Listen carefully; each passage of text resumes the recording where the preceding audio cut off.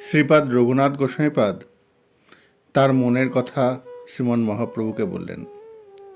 শ্রীমন মহাপ্রভু সর্বজ্ঞ, তার মনের কথা বুঝে আশ্বাসের সুরে বললেন, তোমার সংসার বিরক্তি দেখে আমি আনন্দিত, কিন্তু আমি বলছি লোক দেখানো মর্কট বৈরাগ্য না দেখিয়ে তুমি অনাসক্ত হয়ে যথাযোগ্য বিষয় ভোগ করো। যা লোক ব্যবহার বাইরে তাই করে যাও, শুধু অন্তরে কৃষ্ণ নিষ্ঠা রাখো। লোককে বুঝতে দিও না তোমার মন কৃষ্ণ প্রাণ, কৃষ্ণের ডুবে রয়েছে, মজে রয়েছে, সংযুক্ত হয়ে আছে। সময় হলে আমি তোমাকে ডেকে নেব। রঘুনাথ উচ্ছ্বাসিত হয়ে বললেন, ডাকবেন তো প্রভু? মহাপ্রভু বললেন, হ্যাঁ, অবশ্যই তোমায় ডেকে নেব।